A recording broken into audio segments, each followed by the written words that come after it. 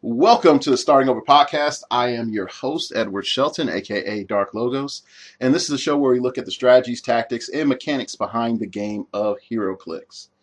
It's raining, tornadoing outside, and you can tell that I live border to Kansas because I just saw Dorothy fly by. I'm recording this in the middle of a huge tornado, something or other storm coming and hitting my area. And that's how much I love you, and that's how dedicated I am to giving you all quality content. Real briefly, I won a bat cave. Alfred is sitting here on the ledge here, looking at me, asking if I want a cup of tea, and I think I want to bounce my utility belt on top of there. So it's going to be real interesting. I'll actually have time in next coming days to actually practice using the bat cave, so I can give you all some firsthand thoughts in tech. All right. With all that being said, I have a special guest today. And remember around last year, we were trying to get people from the community. We had Ignis Mouse on. We had Neo Shazam on. Since I opened my big mouth and said some things on the AC Realms that ticked a lot of people off, I decided to get a quality commentator of the game here with me. So please introduce yourself, sir. My name is Corey Sampson, better known as Baroni KJS on the ATL. All right. I run a blog, or write a blog called HeroClixin. It's called the funnest blog, HeroClix blog on the web. Yeah, and I will let you know, listeners, he does have some very interesting content up on his blog. I definitely like his recent post about the top 10 winners and losers of the new pack. So definitely go check that out. And, heck, pause the show, go to the blog. And then hit this show back up, hit play. And if you are able to multitask, listen to this show while reading his blog. Heck, listen to this show, read my blog and his blog at the same time. And if you can do that, you get a prize, and it's called a pat on the back. All right. Pretty much the main reason I had him on here is that between the two of us, we've had a very interesting conversation with each other over the years, most of which involves, hey, what character goes on the Black History Month team, and how can we make it win this year? Also, just some general thoughts on the game. But with Aroni's insight onto the meta scene and just saying, hey, how can we still have fun and still play this game and be competitive? What elements of you flow into your blog, just to give some people some previews of like what makes you write your blog, and what type of content do you feel that you provide? Okay. Well, my blog, just so for those of you who are interested in reading it, it is HeroClixin. That is HeroClix, just drop a G. And the address is heroclixin.wordpress.com. Might be migrating it to a proper host sometime soon, but haven't settled on it yet. So for now, it's going to be at that address. Someone sent me a list of questions, and one of them was what inspired my blog. And pure and simple, it was just for writing practice. I had a serious blog, where I wrote about serious subjects and editorial commentary on politics and whatnot. But, that was kind of hard and boring comparatively. And needed the exercise, and at the time I was between jobs, so decided to start HeroClix and to just write about HeroClix. As for the focus, I definitely wanted to focus on the fun aspects of the game. I have a story about that, about what changed me from being, an upcoming sort of cutthroat gamer to one who's a little more on the fun end of things. Okay. Well, here, go ahead and tell us that. Since we're at that point, go ahead and tell us how'd you shift from, cutthroat, super hyper meta gamer to a little bit more casual. For me, it was just this personal experience. I went to a charity event. I think it was sometime a little bit before Collateral Damage. I've been playing the game for little more than 6 months, and didn't really get my butt handed to me because my venue was very, very competitive at the time. So I went to this event. There must have been at least 20 people there, maybe as many as 30. And there were four-round events, I think. Anyway, I handily won the first 2 rounds, and then I got to the third, and I played against another player who had a very similar team to mine, which was kind of double hypersonic yo-yo, a couple of healers, a Joker lamp sort of build. So both of us kind of had the same build, the same turtling, not wanting to venture too far out strategy. At the time, this was our first time playing this player, and he was like a teenager and somewhat notorious for either outright cheating or stalling or both. I didn't realize it at the time, and finally got just a little bit knocked off my game, forgot to use an outwit, and he made me absolutely pay for it. I lost that match. I still placed well enough amongst this large field to place about 4th or 5th. So I had a pretty good chance of getting. I wasn't in the top places, so I wasn't guaranteed, a prize like Dark Phoenix or Galactus or any of the really cool stuff. But still pretty high. But once you got down to 4th or 5th, then you had to get a drawing, and you just had a random drawing of stuff. So there's still a Dark Phoenix up there. There's still stuff like the old Ellie Hal Jordan. I drew Ellie Hepzibah. Oh. Yeah. Oh. Yeah. Oh. So at the time, I thought, this is God punishing me for running a cheese team.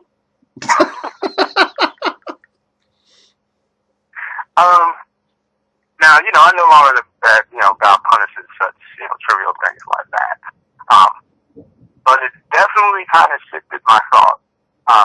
Because during that tournament, I played against a fellow who was playing a purely fun team.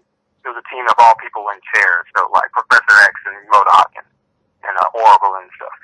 Mm-hmm. I absolutely obliterated him. So, he might not have had much fun in that game. And I started thinking about, what? Both sides of the party really ought to be enjoying this game. So why don't I kind of do my part to promote the fun aspect of this game rather than purely being competitive. Okay. And it's kind of telling that my very first tournament win was with a team that was a fun team. Okay. So what pretty much had happened is that you go to this very hyper competitive situation, pull it all out there, and then have an experience that really wasn't that fun, and then sort of realize, at the end, I could have had a lot more fun than what I was, and where things were at, you could say meta wise, really wasn't enjoyable. Is that sort of correct? Yeah. And I experienced that a little bit even in some of these No Man Land events recently. Where I was kind of encouraged to play a little more competitively than I normally would, but when the results weren't as good as I had hoped, and honestly, with my level of skill and my level of meta ability, I just hope to at least go 3-1, or maybe at least 2-2 with some competitive games rather than just getting waxed and not doing anything. That's about as much as I can expect these days. But sometimes I don't even get that. And at the end, I kind of have to say, I need to play a team that I'm going to enjoy, even if I get absolutely immortalized. Okay. So yeah, that's a little bit of what inspired my blog and my play focus these days. Oh. Okay. And so, and then again, that's one of the major reasons definitely I wanted to have him on here. It's just, I definitely have had a lot of conversations recently, now that No Man Land is over and Iron Man 3 is launched and Teen Titans are here, and everything that seems to just be landing is that a lot of people are getting frustrated, just for the pure fact that the overall gameplay is just starting to be very hyper competitive just about all the time. and that there's always like a new nuclear option being put on the table for people to play with, almost to the point where it's like if you don't buy the next nuclear option, you're going to be left in the Stone Age, and then there's going to be somebody else running your venue. And so I definitely understand. Definitely putting some more fun and play into the word play group is just as important as saying, "Hey, what's the fundamentals of being a better player?" Because again, at the end of the night or the end of the afternoon, everybody should be having fun, and that's a real big thing that sometimes gets lost. And I'll even say with me. But moving on just a little bit, since you have been playing for a long time and for a really long time, I think not as long as you. I don't know.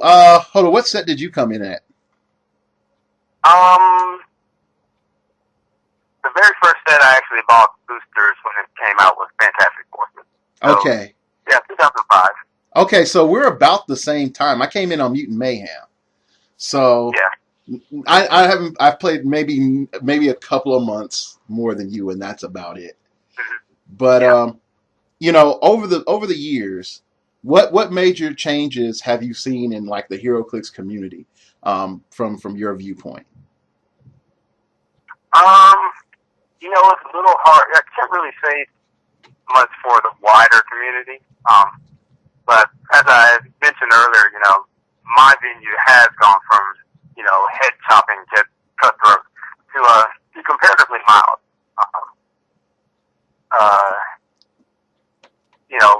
We mentioned before the interview, we were talking about the Coming Galactus event.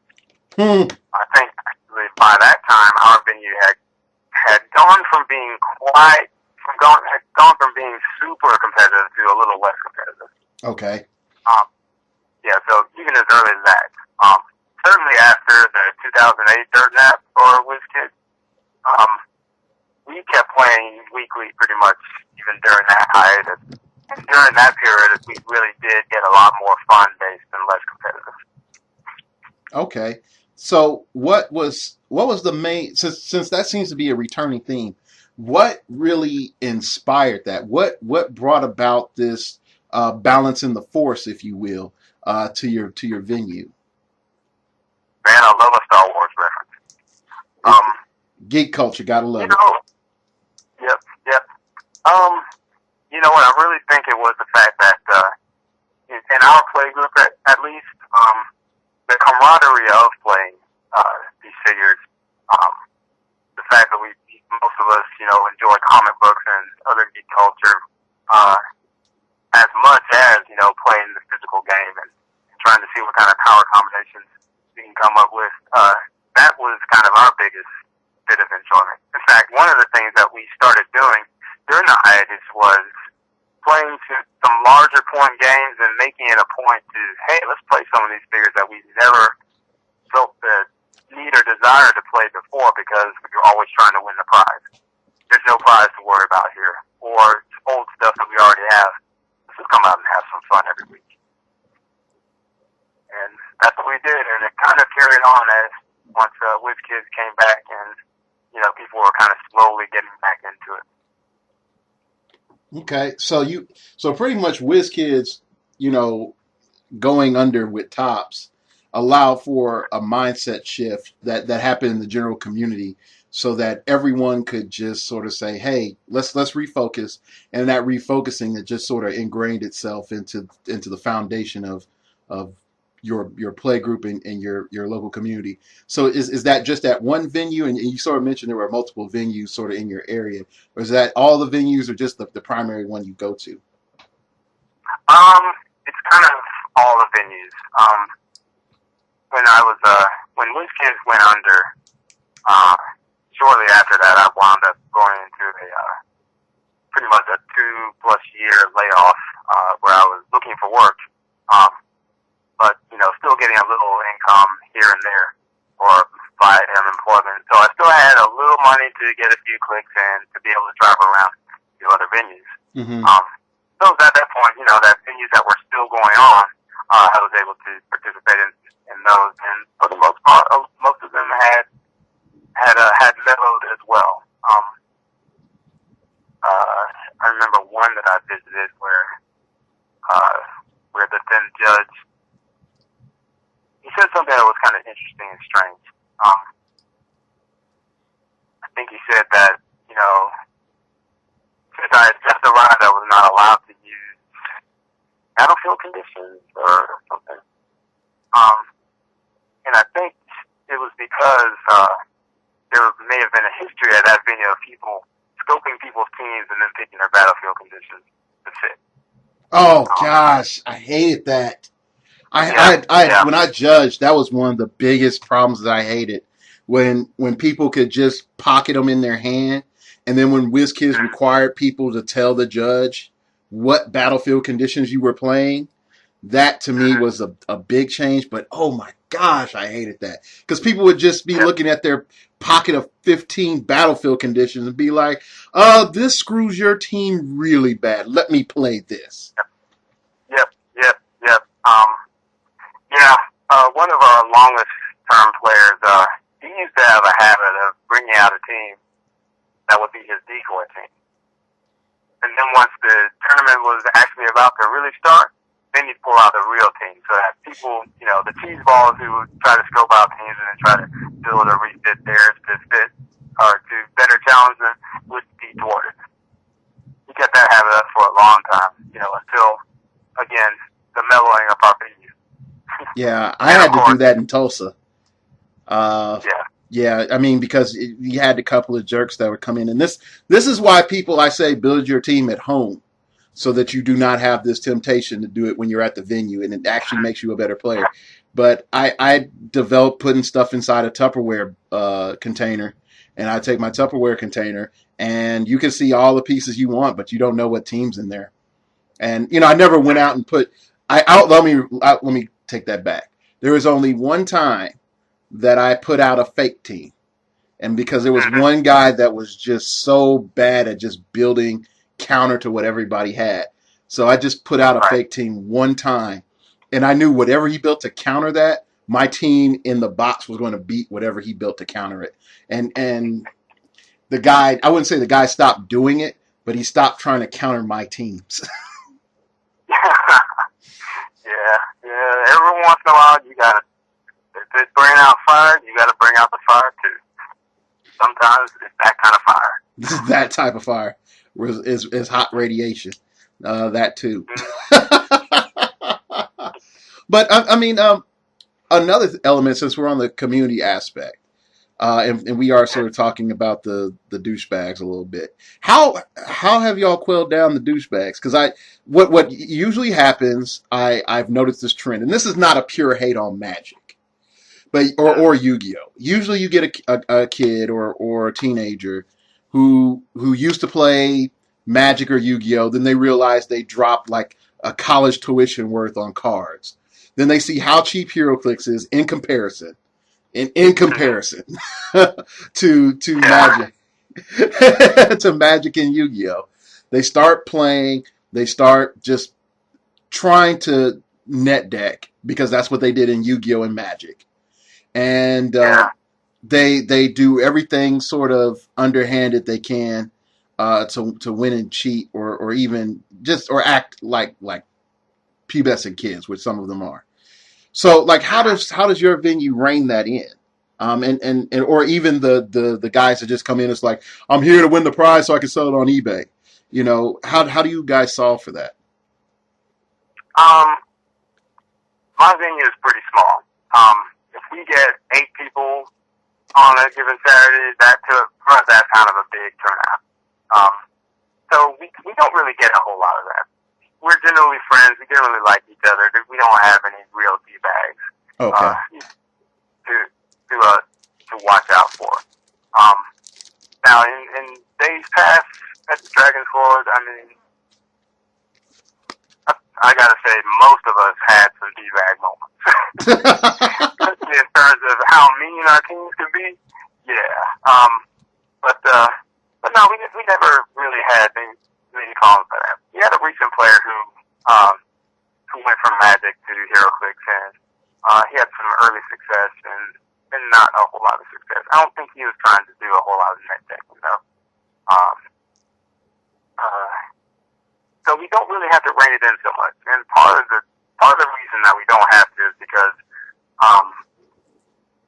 HeroClix, by its very nature, kind of resists that whole net deck aspect because it's such a random game. And even if you build a perfect team, if you play it wrong, it's not going to do any better than a mediocre team played by an expert person. Mm-hmm. So the very nature of the game kind of restricts some of that. Yeah. So that actually kind of leads into a question that you asked me earlier about where does creativity meet meta play. Is there any neutral ground between social gamers and the meta player? Mm-hmm. The answer to the first question is twofold. First, you meet meta play with creativity by not net decking. By not building simply by the strength of a dial and its keywords. The creative team, at least as defined by HeroClix's fun acronym, fellowship, utility, and niftiness. Those teams will consider factors that aren't on the dial. Back before there is such a thing officially as theme teams, I would come up with theme teams. My theme back in the old days might have been Bright Yellow Boots team, starring experienced Black Adam, the unique Unleashed Shazam, and veteran Power Man. Mm-hmm. All three of them are bruises. All three of them wear bright yellow boots that with little fold-over cuffs. And it's actually kind of a workable 400-point team. Yeah. So it seems that you're just saying like, okay, let's incorporate some other elements here. Let's I would say blind them with humor and something different. Even going so far to explain your weird theme. Like and let's sort of dig a little bit deeper with that. Like what type of scenarios or sort of things that you think really help bring out creativity so it's not the same 300, 400, even 500 point meta that we see all the time, either through scenario play or challenges the one thing I know I don't know if you remember this cat, Ultra Dragon. He always tried to have he always put up his house rules and how powers should change.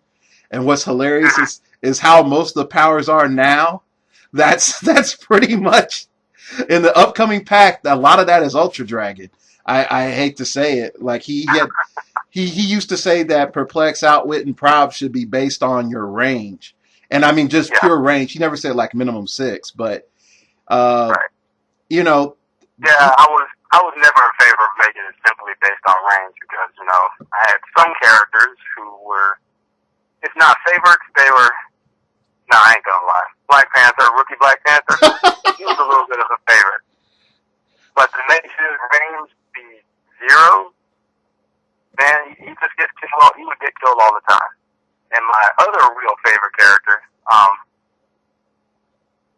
veteran Mr. Terrific. Oh, yeah. Yeah. He used to just get murdered all the time because back when you had people with like 10 range running shot or hypersonic full range, he would get one shot like all the time because he was, Mr. Fair Play and he didn't have stealth on the first quick lap Batman, so he was always just easy pickings because the Outwitter has to get a little bit closer to the action in order to affect the action. Yeah. Robbers and Perplexers, they have it a little bit easier because they can hang out in the back. But so to base it simply on range, I was never in favor of that. I was more in favor of getting a change like Perplex, where the outwitted figure takes damage and the effect goes away. That would have been the change I would have made to Outwit. Yeah. That being said, though, I'm liking the change to Outwit and Perplex and Prob now. That, minimum 6, that's workable. They don't have to get all the way up in the face, but they do have to get into the fight. Yeah. Yeah. And So here's it's not a change I would have made, but I'm okay with it. yeah, and I troll my own show by getting off the topic I just asked. So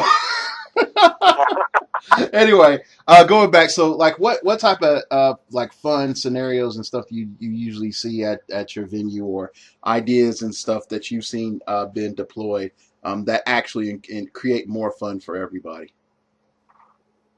Um, well, I'm the judge of my venue, so I come up with the scenarios, and it really is a focus for me to make sure that I come up with scenarios that are going to be more fun for more people and will actually restrict some of the crazy brokenness that can appear in the game these days. For instance, when I do some high point games, sometimes I will limit Colossal to their 300 point version because anyone who's gone up against a zero end the tester with a team that's designed to fight a Colossal is going to find themselves maybe not half dead, but they will not be in prime fighting shape afterwards. Yeah. Vice versa, you come up to a team knowing that you're going to face a zero in the test, and you come up with a team that passes the test. That team ain't got a chance against them. So Yeah. I kind of have to balance those things. Make sure that basically I'm trying to make sure that people can't absolutely break the scenario. Because the normal game can be broken enough by itself. Yeah. So like what? Sorry, go ahead. Yeah. Come up with fun scenarios that keep things mixing. I can't talk right now.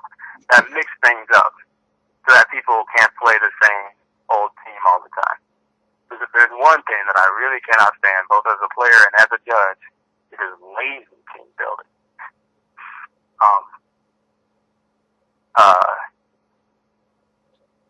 And that's actually one of the other things where creativity needs better play.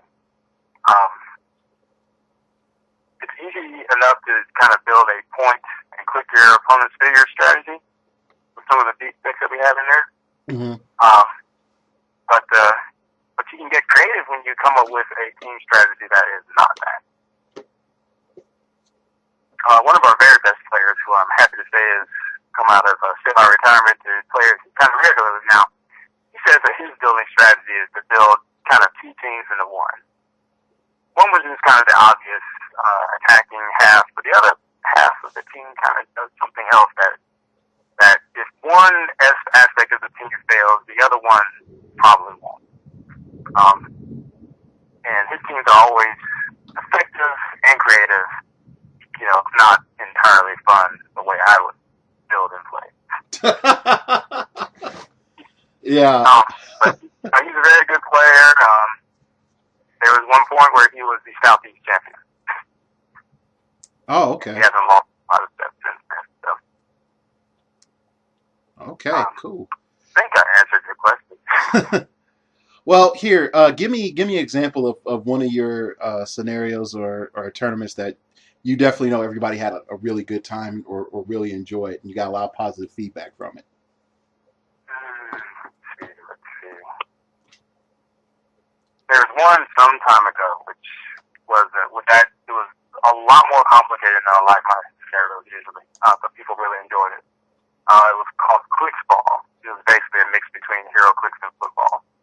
The object being to carry a special object to the other player's starting area without getting tackled and fumbling the ball. There's a lot more mixed up in there. I had to outlaw any sort of improved movement and ignoring characters and all that stuff in order to make it playable at all. So that was an example of a pretty complicated one. Mm-hmm. One that is coming up that is much less complicated is one I call Triple Team Titan, where people will bring 3 different teams that day and play a different one in each round. Oh, wow, that's pretty cool. Yeah. The idea behind that is to help people, play more figures. A lot of times you find yourself thinking, I want to play these figures, but I really want to win today, so I need to play this thing. Well, this time I'm going to give people, both to give people the opportunity to play more figures and make it to where they don't really have a choice. You got to play more figures. In fact, I'm thinking, I probably should have said each of these teams need to have completely different figures on them. But I get a little late for that. Maybe next time. Yeah.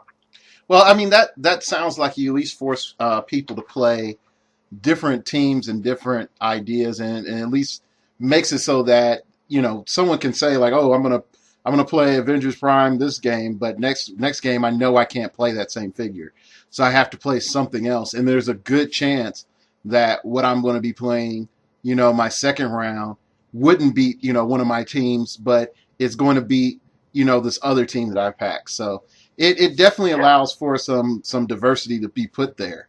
Yeah. So moving on just a tad, and we sort of touched on it just a little bit before about that boundary that we're starting to see. Well, I would say on the realms, and I'm starting to see a little bit of the clash in real life between the general social gamer and the meta player, and how that's escalating.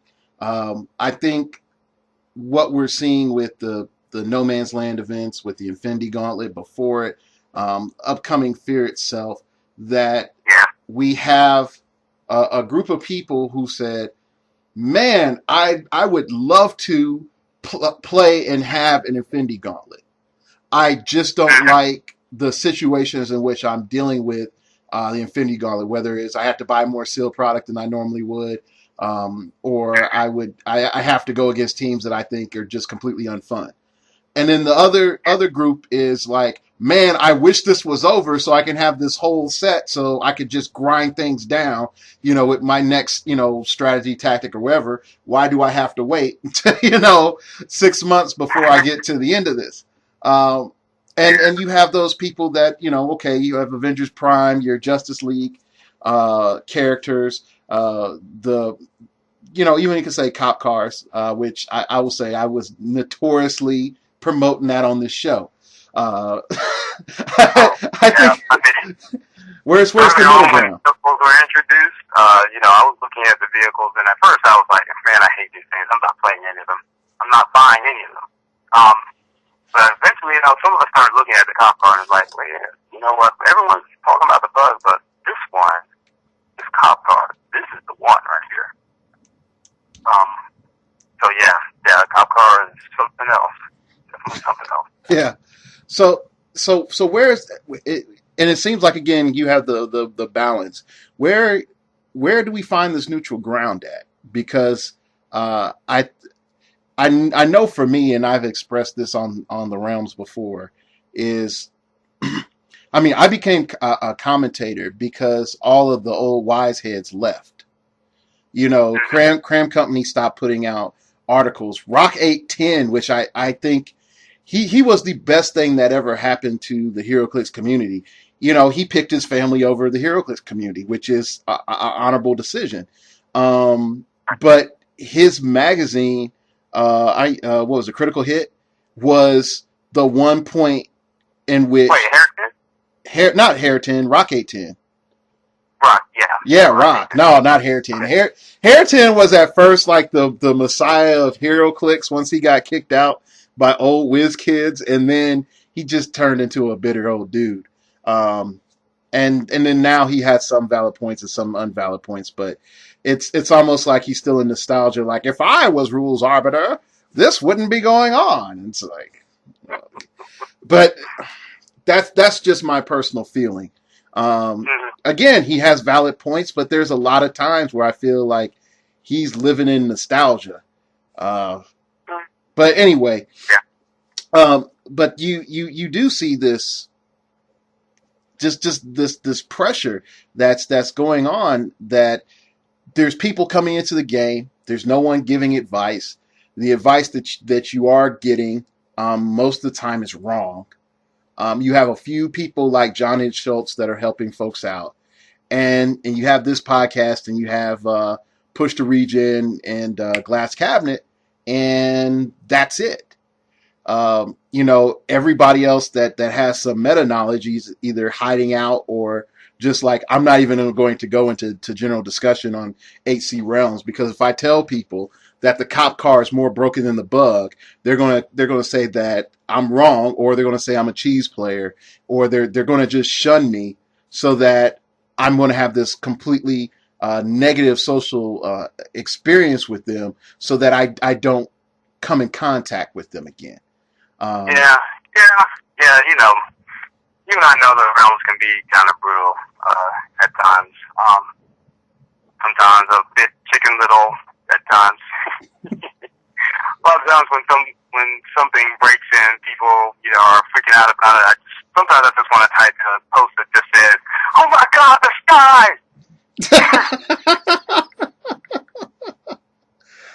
But yeah, I mean, I know the other end of it. The sky's falling, but it isn't always falling. Yeah, I mean, and I can say that. Sorry, go ahead. Yeah. However, there have been a couple of mechanics released recently. One in particular, where yes, the sky actually might be falling.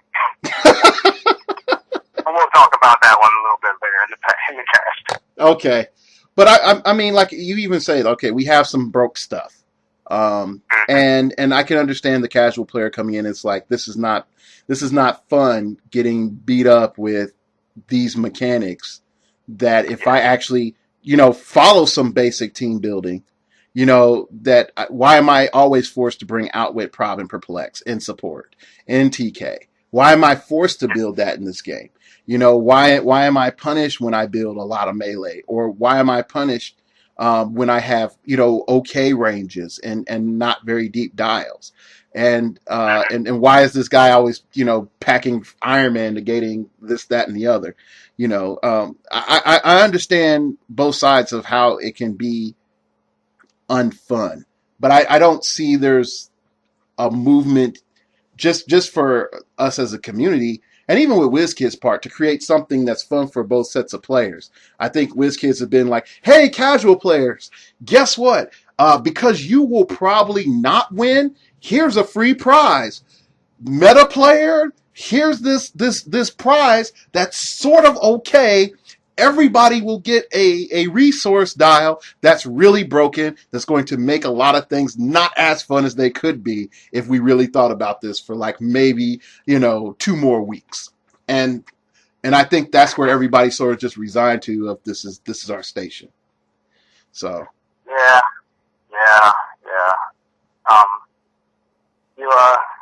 You sent me a question earlier about what would be some improvements to the game that I would make if I were in charge. Yeah. And I think that's kind of where we are in this conversation. Well, first thing I thought was, man, where do I start? But it really comes down to 3 very basic things that I would try to emphasize if I had a real say. The first thing, first and foremost, over anything else, is game balance.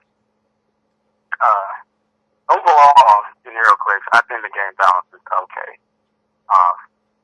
90% of the figures that are coming out in the modern age are, to me, they're pretty well balanced. You're always going to have your figures that are better than others, but proper strategy and team building, you can overcome the advantages of those certain really good figures. Trouble is, we've got some of these new mechanics that they're throwing into the game, which are kind of tossing it off kilter and messing up what little integrity the point formula had. Example, like we mentioned earlier, Zera and the Tester. A character that basically breaks your team, basically punishes you for bringing a team. It doesn't punish you for bad dice rolls. It doesn't punish you for bad play. It punishes you as soon as you come to the game. It's not, yeah, it's not really cool. It's not really cool.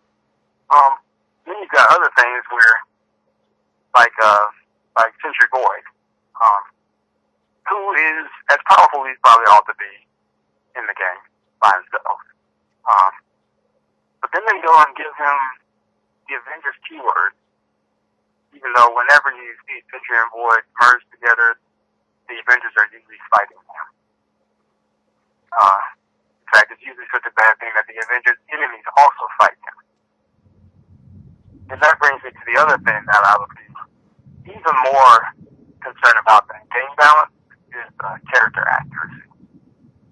I think characters ought to be accurate, and that probably ought to be the biggest deal for the game. A properly character accurate Centroid does not have the Avengers keyword, and therefore he does not get some of the bonuses that keyword offers. Yeah, I agree with you on that. Now, I would say mechanic wise, Century and Void, it's one of those characters. If he had one more point, or if he stayed the same, I wouldn't feel that much different. But it's one of those. When I saw the Avengers keyword, I was like, really, y'all were high on what when y'all decided that? Like really? And and I've read Siege.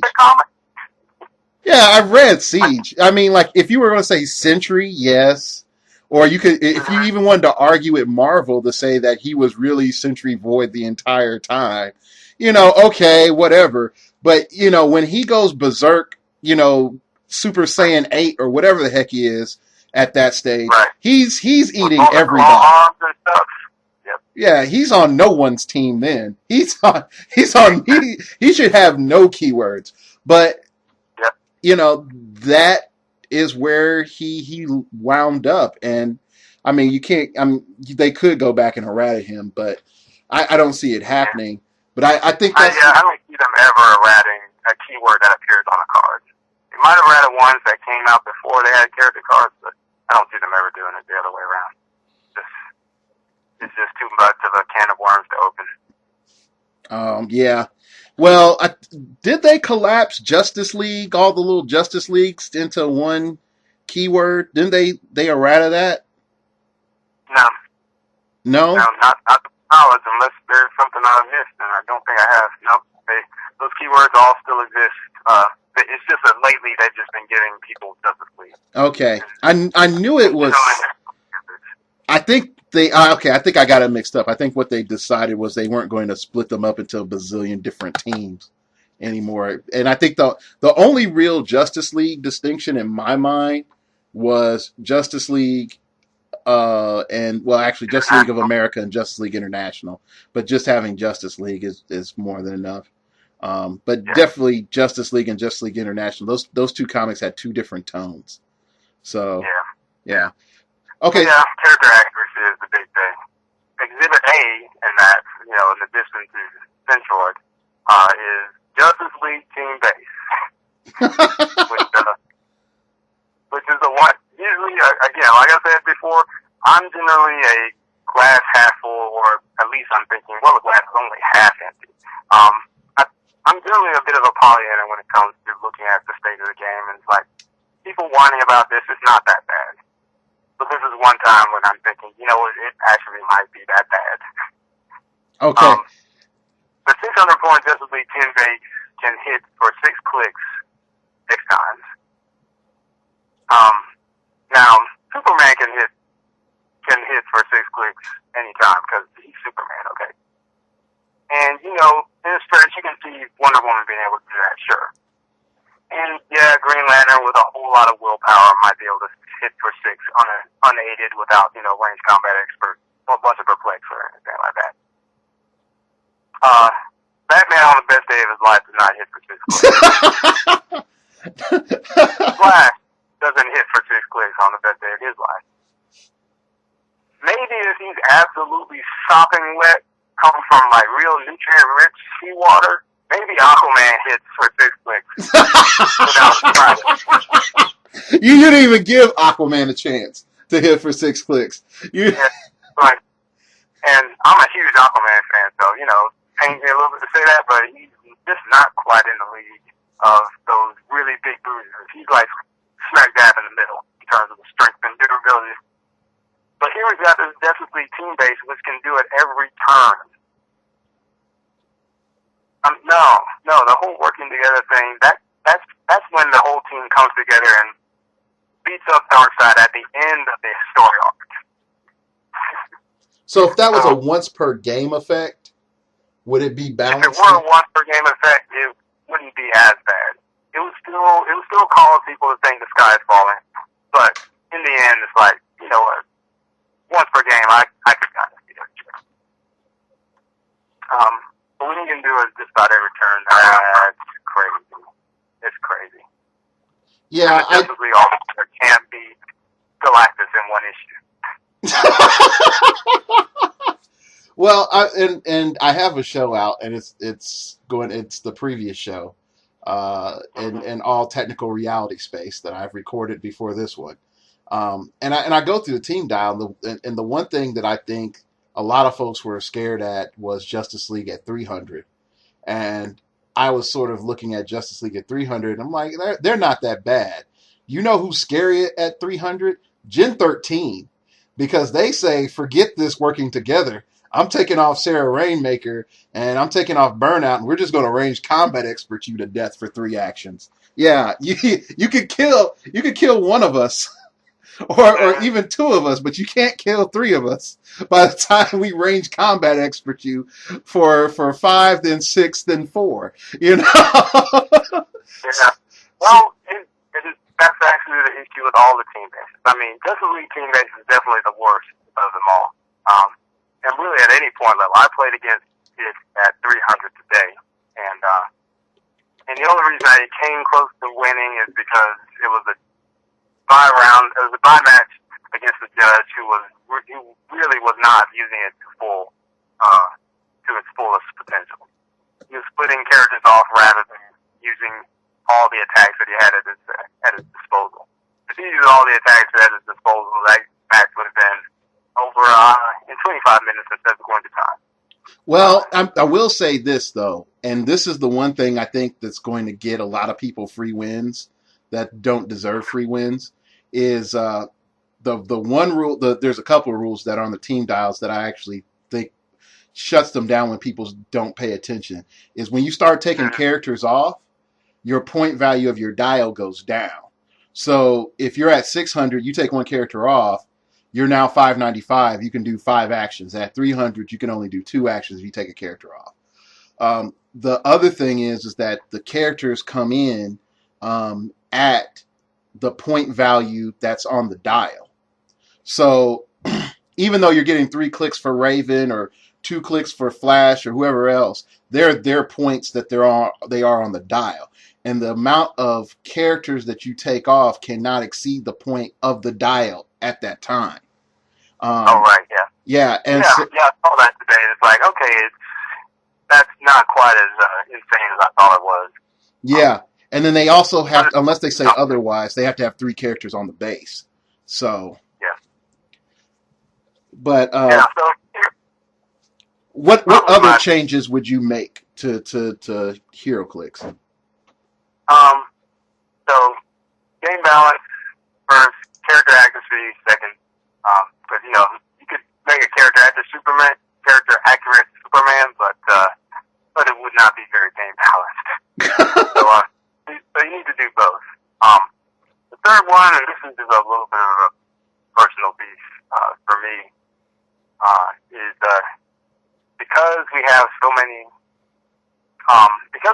mechanics coming out that can be a little bit difficult to get our heads around. We really do need to get prompt response from game design. So you were saying about character accurate Superman and in that a lot of people wouldn't enjoy that.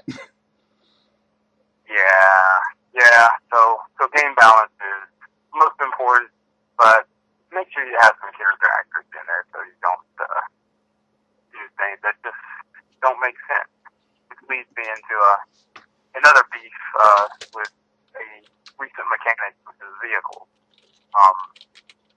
vehicles I was always a little bit ambivalent about. And the way they've actually wound up playing has only increased that ambivalence. Like, why is this vehicle able to wear a utility belt and use it? It doesn't have a waist. Have you ever seen a motorcycle go through shrubbery like it's not there? No. Motorcycle usually ends up caught in the shrubbery with a divider. In cop cars that drive themselves, there's just so many things that the vehicle mechanic allows them to do kind of for free that don't make even a little bit of logical real life sense. You know what I mean? Yeah. Yeah. When I looked And at all of those things should have been for Batman's vehicle, because he actually does have an AI thing that drives the Batmobile by itself. But it shouldn't just be a blanket thing that every vehicle gets an autopilot. yeah, I mean, like the Quinjet or even a Blackbird or stuff like that, I can sort of see having an autopilot, but not a motorcycle. Right. And yeah, and it didn't all have blanket immunity to characters and or hinder and drain, because cars don't drive through water; they drive into an extinction. Yeah, but you were saying about. There's a lot of things. Sorry. Yeah, there's a lot of things which there's a lot of things in game design which just seems like the game is being designed by power gamers without a whole lot of thought to balancing things out in sort of a common sense arena, and then also in a game balance.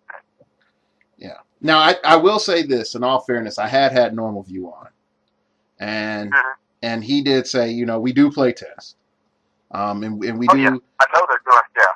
Yeah, and we do test things out. Yeah. I just feel like maybe I don't know. Maybe the problem is on the front end, that stuff gets designed and then they get play tested. But maybe they don't go far enough on the front end before they design. It's like they just. Yeah. I don't know. It seems like they don't think, okay, how could this break the game possibly? Yeah, I think also I dealt with this when I was playtesting City of Heroes card game, and it's by the same people that do, I think, Legend of the Five Rings. I forgot who they are right now. I forgot. Anyway, no, it's not Fancy Flight. It's somebody else. Anyway, when I was playtesting the City of Heroes card game, which was a fun game, there were things that came out that were really not balanced. And we were like, hey man, game design, don't put this out like this. Definitely don't put this out like this. Because if you do, it causes these problems. And we had these experiences, and you end up with decks like this that are in the game's over in 2 turns. Even one of the core characters that we had at the beginning, she was able to add like fire and ice damage to like any attack that she did. So yeah, her name was Pyrexia. She was a fire ice blaster or something like that. But anyway, the way it worked was she could add fire and ice damage to any of her attacks. Well, when you would use a damage boost, it would increase the damage that you would do to any of your attacks by 1 per type of damage. So every attack did like a normal. If an attack did like a normal damage, it would increase her normal damage by 1. Plus, she gave it fire and ice, so it would be +2 fire, +2 ice on top of everything else. So we were like, hey, game design, this is broken. Don't release this character because you can pull the God Hand and 1 attack, 3 damage buffs, and first turn KO. And they didn't listen. And there was another character who she did the same thing. She was except she was a turn 2 kill. And they didn't listen, and they still put out the characters that way. And a lot of it is so that it would sell. And people will go and buy and buy and buy until they get, let's look at Teen Titans Justice League. They'll buy and buy and buy until they get new Teen Titans. They'll buy and buy and buy until they get, if they feel like it, harvest or bunker, or you know, if you are unlucky enough to not pull a Superboy, stuff like that, because it sells, it makes people want the product. Heck, I mean, even with the Target exclusives, I went and bought a I knew I was forgetting something today. oh go to Target, yeah. Uh, Yeah. I pulled. I mean, sorry. I bought all my stuff off of eBay. I got the Iron Man Iron Patriot duo, and then I had to buy. I couldn't find a open box in Topeka or Kansas City. Okay, Topeka or Kansas City. So I ended up getting War Machine Savin off of eBay, and then I was so tempted to actually try to buy the Iron Man War Machine duo because I actually liked it, and I Yeah. just said, you know what, don't stop looking, just let it go. It'll be something you don't own. But it's one of those, like, I had to say to myself, was like, yes, it's a power piece, but how many other power pieces do you have that you are not playing? When's the last time you played Magneto? When's Yep. the last Yeah. time you played Avengers Prime? Or I just got Cape Crusader. So, like, when are you going to play Cape Crusader? So, Yep. but yeah, there is play testing. I just think it's a lot of stuff is there for you to buy. Yeah. Yeah. Yeah. And I know somebody on the realm said, and I think they're actually kind of absolutely right. Um, and they said that they put out the team bases and then kind of made them super overpowered because that would be the only reason anyone would want them. Because otherwise they're just kind of like, why would I play this when I can actually build a team? Yeah, and also I think what ended up happening is, remember GSX and the Super Boosters, and how I think the only one that people really wanted was Apocalypse. I think, and Nemesis a little bit, but it was mainly Apocalypse. And after all Really? was said and done, they didn't really sell, and people were selling super boosters for like an extra 2 to 3 months after GSX sold out, because no one really wanted the Sentinels because they were crap. Yeah. Yeah. And on the one hand, yeah, they got to sell the stuff. On the other, though, do they really have to make this stuff absolutely broken to sell it? That's a good Or, point. and for my perspective, because I was never a fan of Super Boosters. I never bought one unless it was part of a brick. And once the Super Booster actually became more expensive and bigger, I actually stopped buying bricks. So it asked to, sell me the other boosters, I'm skipping the bricks. Just because they're too expensive to buy blindly. Once you get up to $20 or $30, it ceases to kind of be worth it to me. And it remains so, even though they are kind of powerful and have some neat effects. They're still not quite worth it to me. So, what is? Um, Are there any last musings that you would have if you were in charge of WizKids? um, not really. My biggest concerns are still game balance, character accuracy, prompt game design response if there are any issues. Because I've been waiting for them to actually do a final verdict on how Vixen trait works. Oh, And yeah, it's been quite some time and still no peak. yeah. There's a couple of things from game design that I've been waiting on as well. But oh Yeah. well. Like I just, at this stage, I'm just like, I'll let things go, and when they finally come out, they do. So you're talking about Vixen. We can move on to where I know us personally we could talk about for a good hour to 2 hours. Um, we both run Black History Month teams, and I couldn't run Vixen on mine this year because she doesn't work. She needs animals, and that sort of ruins it. And I don't want to run a flock of bats just for Vixen. Um, what's what's your not a whole lot of like animal characters. yeah? There's not and I don't think what was it was it oh gosh he's a Suicide Squad dude with the tiger mask. Um, Bronze Tiger. yeah, Bronze Tiger is not an animal. He's a martial artist. That's a martial artist. Yeah. They dated though. Yeah, he's hella good. But yeah, what's usually on your Black History Month lineup? And then definitely with some recent additions. How has that changed? Well, actually, part of the beauty of Funplay FUN is that all my figures are playable and not just the best ones. Mm-hmm. So I really don't have a typical lineup. Some people are completists where they want to have all the figures in the game that have ever been made. I've thankfully never had that affliction, and it saves me a little bit of money. However, I do have a completist streak where I want to collect all the black characters. Sometimes the definition of black has been stretched. Back in the old days when there were so few in the game, and I wanted to build a competitive black team, I would include Black Adam in that line. But technically, he's not black.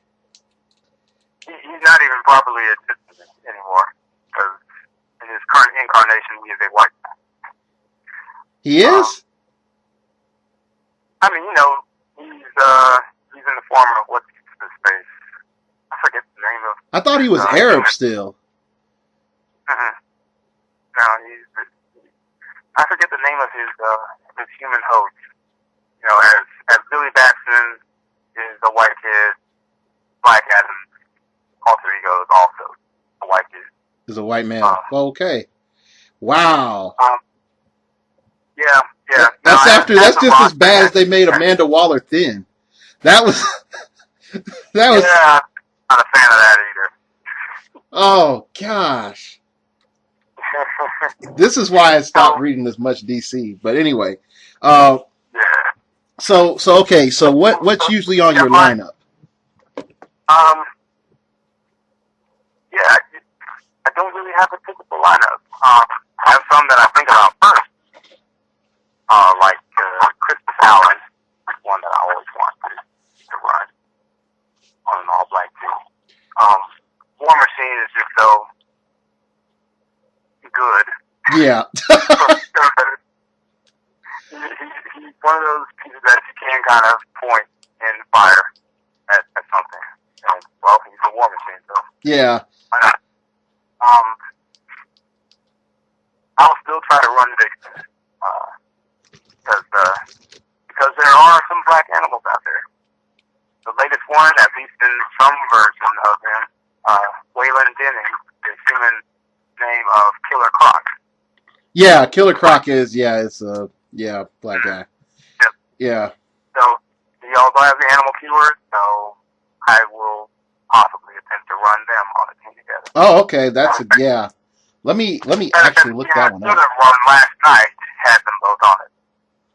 But partly because I did not have a final actual ruling on Vixen, I was not able to run that team in confidence, so I chose another team, and it didn't work out. I'm gonna actually look at that one because are you talking about the one from No Man's Land or the Killer Croc from No Man's Land or the one from Batman set? Both really, but No Man's Land was the one I was using. Yeah, No Man's Land. Yeah, he's an animal. Yeah. Yeah. So wow, Vixen has. See, I didn't want that Killer Croc. I still don't really want that Killer Croc, but I would be interested in borrowing it for a tournament, just so I could team her up. Yeah. Team him up with Vixen. He's an okay figure. I mean, he drops like a rock because he's not super long lived. but he can be really, really effective. Just you got I threw a rock at him. Sorry, when you said that, when he drops like a rock, that one line Killer Croc says in from Batman the animated series, like with the poker game. You know, they're playing for killing Batman. Like, yeah, have I ever seen that episode? I don't know if I actually have seen the whole thing. oh gosh, for anybody that really wants to understand why I'm laughing, pretty much in Batman the animated series, there was one of the best episodes that they did was all of Batman's villains gathered around and they talked about how they almost killed Batman. And so Killer Croc's at the game. And at the end of each one of these stories, Killer Croc says, yeah, you know what my plan was? I was going to get a rock and I was going to drop a rock on him. And so he keeps saying that. So anyway, as the show progresses at the end, it becomes evident there's like one story left or something, and then the lights go out, and then you find out that Killer Croc was actually Batman in disguise, and he goes and beats up everybody. So yeah, so that was a pretty good episode. That's why whenever anyone says Killer Croc and it involves a rock comment, I always laugh. So I know. For my Black History Month teams recently, Cyborg from the Justice League New 52. Yeah. Yeah. Of all the Cyborgs, that's definitely the best one. Yeah. I think I'm liking this new one, looking at his dial anyway. But yeah, that one. If I play a Black History or a Black team that I intend to win, he's on it. Yeah, both. See, the thing is, the one from the normal set in the Fast Forces, both of them are good because the Fast Forces one, he was on my team this year because he was giving Dr. Voodoo enhancement, which it's ridiculous because he already does like Psychic Blast and Support and Perplex, so it's like ridiculous damage. And then who else was I using? Firestorm. Apparently. Firestorm is broken. Like before Marvel and DC 10th, I was saying like Firestorm was way too good for his points because he was like cheap 5 damage for under 150, and you didn't really see that for a long while. Who else? Way under. Yeah. And then who else was there that's usually on my team? For the longest time, my biggest complaint on Black Panther, like the old Infinity Challenge Black Panther, was that he was more of a step it and fetch it type Black Panther. He didn't really do anything. And so I always went, once Avengers came out, like my protest to WizKids for a good Black Panther ended. So I usually use that one, and then I wore that one to the ground. So I wanted to play the one from Cap. But the one from Cap is not as good, I felt, as the Avengers one. You know what? I hate to agree with you, but I agree with you. Yeah. I have never played a game with that Black Panther in which you survived. I've never played against that Black Panther and you survived. I just don't understand it. Looking at his dial, it looks like he ought to be a lot more brutal than he is, but he just isn't. Yeah. I mean, and what makes me feel really bad is like Black Panther is an essential part of Captain America lore. It really is. It's the one thing that lets you know that like, hey, you know, African culture was involved in World War II, which we don't really talk about too much in American culture about, you know, the battle with the Nazis and stuff on the continent of Africa because it was a world war.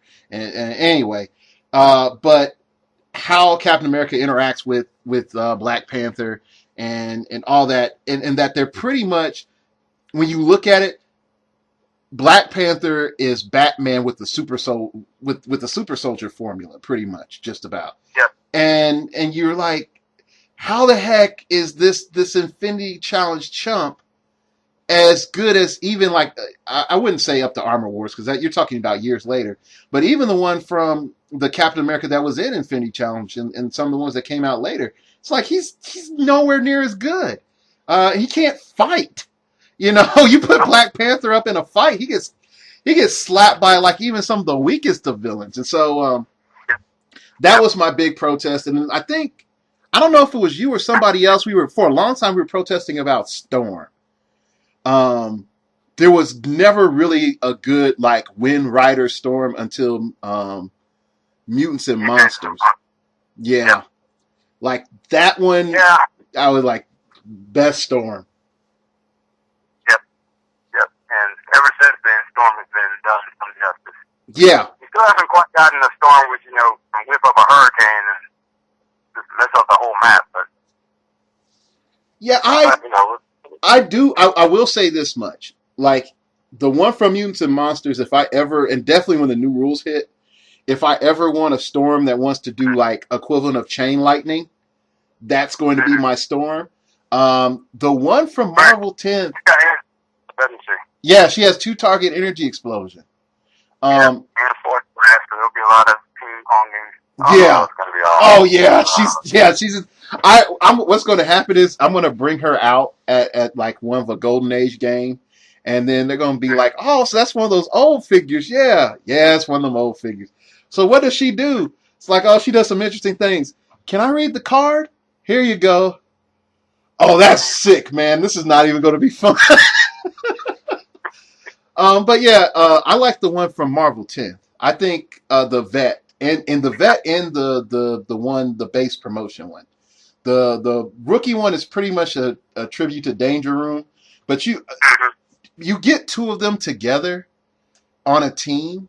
I think that's ridiculously strong because you're talking a whole lot of cheap damage floating around. Like a lot of cheap 5 damage and just floating around, and all she has is stealth, and she has an 8 range. But if you park her in the right place, she is like, I still think she's like one of the highest damaging meta pieces that, no one talks about. Like, oh, I put her up on elevated terrain, just blasting people. Just blasting. I wouldn't have thought of that, but yeah, you're right. Yeah. She's just a little more long-lived than the old Danger Room Storm stuff. So it doesn't feel like, she's just padded with 19 points just because. Yeah. Okay. This episode has gone on for a pretty good period of time. I like to take my friend, my brother from HC Realms, and even I think weren't you even on the old WizKids forums too? I'm sorry? Weren't you on the old WizKids forums too? I thought. Yeah, a little bit. Yeah. Never quite as much as I was on Realms, but yeah. So Dojo as well. Yeah, I remember that. So anyway, thanks for having Roni KJS on the show, and check out his blog, heroclixon.wordpress.com. You got any last shout outs for the people, sir? Not really. Just go out there, have fun, HeroClixon. Use those weak pieces in the bottom of your tackle box. All right. Okay. Pretty much. If you enjoyed the show, leave your comment below. Also, hit me up at startingoverpodcast@gmail.com. That's at startingoverpodcast@gmail.com. If you wish to opine, keep it piffy. I have bombarded you with shows, just as WizKids is bombarding you with product. So if you want me to keep up at this pace, let me know. Summer is the rush season. Winter is really after Gen Con, things sort of go to a crawl. So I try to make up for that during the summertime.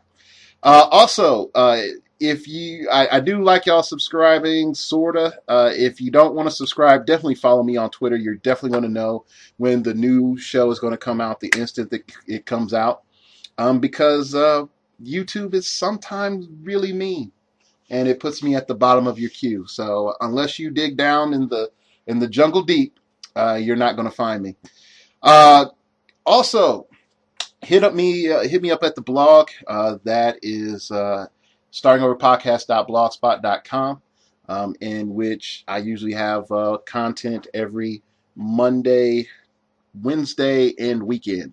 And I need to get my blog post up before the storm shuts off my power again. Uh, all right. Also, definitely let me know how your No Man's Land events went. I am serious about that. I do care how y'all went. How y'all played. Also, Realms Open Championship is going on. The next one is Northeast Regional. Make sure that if you are going, hit up Howard Brock and let him know that you heard to go from the podcast. Again, it's at Double Midnight Comics at 245 Maple Street, Manchester, New Hampshire, 03103. Phone number is 603-669-9636. And that's coming up here real soon. Also, because again, every time I mention Howard Brock, we put a code out. I have a magical code in my hand for HCO.